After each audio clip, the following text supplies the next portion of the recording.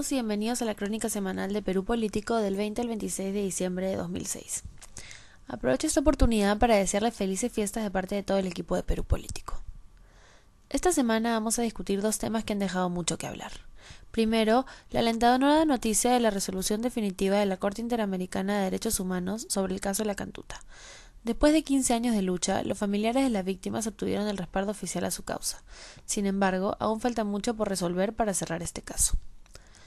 Luego comentaremos los vergonzosos sucesos que se han dado en los últimos días con relación a la prueba fallida que se debió realizar a los maestros del Sindicato Único de Trabajadores del Perú, SUTEP, el pasado 20 de diciembre. Comenzamos con el caso La Cantuta. La matanza de La Cantuta fue una de las tantas partes oscuras del gobierno de Alberto Fujimori, que como tal quedó oculta y protegida hasta la etapa final de su gobierno. En 1994, las cabezas de este plan, siendo estos Vladimiro Montesinos, Nicolás Hermosa Ríos y Luis Pérez Document, fueron exculpados por el fuero militar. Hoy en día esto es indudablemente una vergüenza para el Perú, y por lo tanto el caso ha sido llevado a la Corte Interamericana de Derechos Humanos, donde se empiezan a dar los primeros pasos hacia la justicia. La sentencia de la Corte en este caso es fulminante. La Corte confirma, y cito, que hubo una política de estado de desaparecidos y ejecuciones extrajudiciales. El caso de La Cantuta fue parte de esta política y como tal atenta directamente contra la protección internacional de los derechos humanos. Después de años de lucha, los familiares de las víctimas de la matanza recibieron una sentencia favorable de parte de esta Corte Internacional con sede en San José, Costa Rica. No solo se fijaron las indemnizaciones económicas que recibirán por parte del Estado, sino que también verán cómo finalmente los autores intelectuales y cabecillas de la matanza de sus familiares ocuparán el banquillo de los acusados. El fallo de la Corte ha puesto fin a la vergonzosa sentencia del Consejo Supremo de Justicia Militar de 1994, descubriéndola como, y cito, una juzgada fraudulenta. La Corte ha ordenado que los militares que fueron comprometidos en esta resolución sean nuevamente juzgados, pero esta vez en el fuero civil. De acuerdo con el documento, y cito nuevamente, la jurisdicción penal militar no es el fuero competente para investigar y, en su caso, juzgar y sancionar a los autores de estos hechos. La sentencia de la Corte podría contribuir también al proceso de extradición del expresidente Alberto Fujimori, siendo uno de los principales procesados. La Corte ha expresado la urgente necesidad de que el Perú siga trabajando para conseguir la extradición de Fujimori, y este pueda ser juzgado por los delitos de lesa humanidad imputados. Además, la Corte hace un llamado a los países de la región, que deben colaborar entre sí para erradicar la impunidad y dejar claro un precedente de protección de los derechos humanos en América Latina. En cuanto a las indemnizaciones a pagar, el Estado peruano reconoció el secuestro y asesinato de los 9 estudiantes y del profesor de La Cantuta, pero aclaró que en cuanto a las reparaciones económicas, estas habían sido cumplidas tras el fallo militar. Aunque la Corte aceptó esto, argumentó que a lo largo de los últimos 12 años, los familiares, siendo estos padres, hermanos e hijos de las víctimas, han seguido batallando para conseguir justicia, por lo que deberán también ser indemnizados por el Perú. Este pago demandará a las arcas estatales el desembolso en 18 meses de $1.838.000. A través de esta sentencia internacional se abren nuevamente las puertas de un caso complejo de lucha entre el poder y la justicia. Esperemos sinceramente que el Estado peruano esta vez haga lo correcto. Pasando a la siguiente noticia, tenemos novedades menos alentadoras al cerrar el año con un escándalo más del SUTEP. El 19 de diciembre, el rumor que se había escuchado durante todo el día se confirmó a las 6:30 p.m., cuando el ministro de Educación, José Antonio Chang Escobedo, anunció la postergación de la evaluación docente programada para el 20 de diciembre. La razón de la postergación de la prueba fue nada menos que el robo de esta.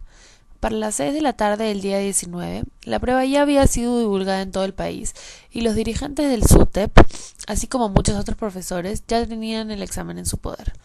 Como si fuera poco, la prueba fue plagiada y colgada en 2 páginas de internet para su más eficiente difusión. Pero no bastó con el robo del examen en diversos puntos del país, sino que la tarde se tiñó también de violencia. Agresiones, asaltos y secuestros al personal que transportaba los exámenes no faltaron. Chan explicó que para justicia de los verdaderos docentes que no tenían la prueba, la única alternativa era la suspensión del examen. Después de este penoso incidente, queda claro que la relación del SUTEP con el gobierno se llenará de asperezas. el ministro de Educación ya acusó abiertamente a la dirigencia del SUTEP de las agresiones y de los hechos de violencia que derivaron del robo de la prueba. También los acusó de generar un clima de caos en los últimos días. Y lo cito: de ninguna manera se justifica que la dirigencia del SUTEP llegara a estos extremos de violencia. Es una afrenta al país. Informó además que se denunciará penalmente a quienes resultan responsables de los hechos vandálicos. No descartó que se acuse penalmente a la misma secretaria general del SUTEP, Caridad Montes Rebasa, en caso de comprobarse su compromiso en estos hechos.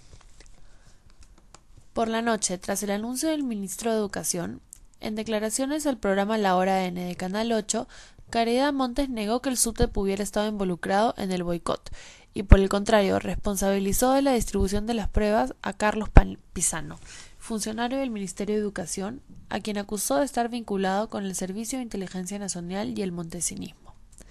Una vez más, para su dirigente y muchos de sus integrantes, el SUTEP es siempre víctima y nunca responsable de los escándalos que lo rodean. Por otro lado, Montes declaró que está solicitando una reunión con altos funcionarios del gobierno para discutir acerca de la evaluación a los docentes. Los dirigentes del SUTEP informó que en los próximos días convocará una Asamblea Nacional Extraordinaria de Docentes para fijar su posición respecto a las evaluaciones censales y definir una vez más las condiciones para someterse a estas.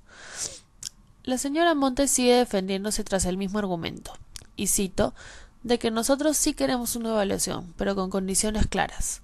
Nos han acusado de desmanes, robos de pruebas, y ahora quieren proceder como si nada hubiera pasado. ¿Pero no ha sido esta excusa ya demasiado usada como para seguir siendo válida? La prueba ha sido reprogramada más de una vez, y el SUTEP parece seguir en contra. Todo indica que el miedo a la evaluación es mayor al que quieren demostrar. Pero sin admitirlo, los maestros del SUTEP harán todo lo que esté en sus manos, incluso recurrir a actos tan bajos como la violencia y el hurto para evitar la famosa prueba. El presidente del Consejo de Ministros, Jorge del Castillo, parece ya estar cansado del juego del poderoso sindicato. A su salida del Congreso, luego de sostener una reunión con la cédula parlamentaria prista, del Castillo deploró que se hubiera tenido que postergar la evaluación de los maestros por culpa de un acto delictivo como fue el de la sustracción de las pruebas. Sostuvo que la diligencia del SUTEP se ha puesto, y cito, de espaldas a la mayoría del país, al rechazar la nueva fecha de evaluación de docentes programada para el próximo 8 de enero. Citando nuevamente al Castillo: han pedido postergación, ya se postergó y tampoco están de acuerdo. Lo que no quieren es mejorar la educación del Perú, no quieren contribuir en nada. Yo creo que la dirigencia lamentablemente se ha puesto de espaldas a la mayoría del país. Finalmente, del Castillo advirtió que con esa actitud el SUTEP ha ingresado a un proceso de autodestrucción, ya que muchos maestros se van a retirar del gremio, más aún después del robo de las pruebas de evaluación. Con este complejo panorama educativo culminamos la crónica semanal de Perú Político. Gracias por su atención y mucha suerte para el 2007. Mariana Costa.